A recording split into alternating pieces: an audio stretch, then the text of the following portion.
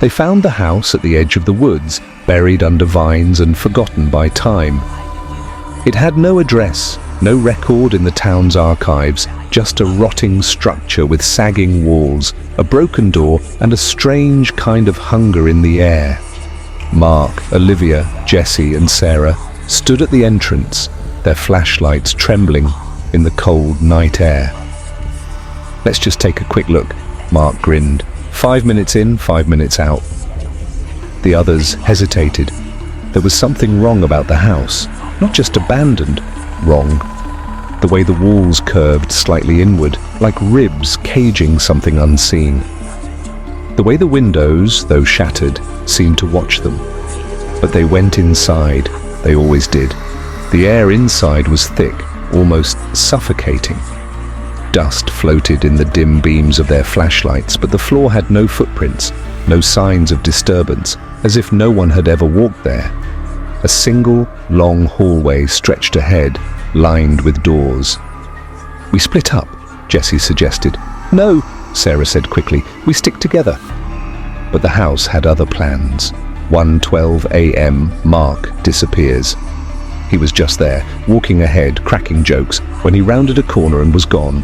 No sound, no struggle, just gone. The others called for him, searched every room, but the halls seemed longer now, stretching impossibly far, doors multiplying like living things. Then they heard it. A voice. But it wasn't Mark's. It sounded like him, but wrong. The tone was right, the words familiar. But the voice was wet, like something speaking through a mouth full of blood. "I'm over here, guys!" They ran the other way. 1:45 a.m. Olivia vanishes. The flashlight flickered once, twice. When it came back, Olivia was gone. No scream, no movement, just Jesse and Sarah standing in the dark, the silence pressing in. Then a door they hadn't noticed before creaked open, and Olivia stepped out. But it wasn't her. Her arms were too long, her fingers ending in splintered bone.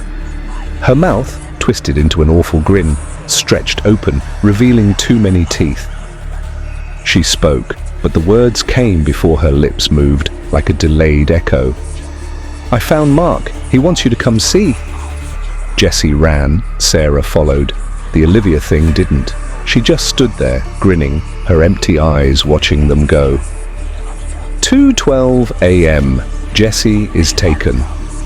The walls were breathing now, swelling, contracting, a slow, hungry inhale.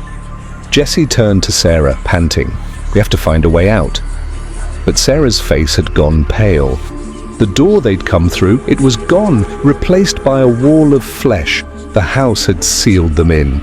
Jesse screamed as something wrapped around his ankle, an unseen hand, cold and wet, dragging him backward. Sarah tried to hold on, but the floor beneath them tilted, pulling her away as Jesse was swallowed into the darkness. And then she was alone. 3 a.m. The truth. Sarah didn't run. There was nowhere to go. She stood in the center of the hallway, listening to the walls pulse around her, to the whispers behind the doors, whispers in Mark's voice, in Olivia's, in Jesse's. She wasn't stupid. The house hadn't caught them. It had chosen them. And her? She had been chosen last. The realization settled like ice in her gut. The house wasn't abandoned. It wasn't haunted. It was alive, and it was always hungry. The doors creaked open one by one, and from them her friends emerged, changed, stretched, twisted, their eyes black pits, their mouths grinning wide. Sarah took a deep breath, and she smiled back. The house sighed in satisfaction. It had found what it was looking for. 3:33 a.m., a new beginning. The next morning, the house stood silent, untouched. No sign of Sarah or the others. And a few miles away in another town at the edge of another forest, a new house stood, waiting, hunting, and smiling.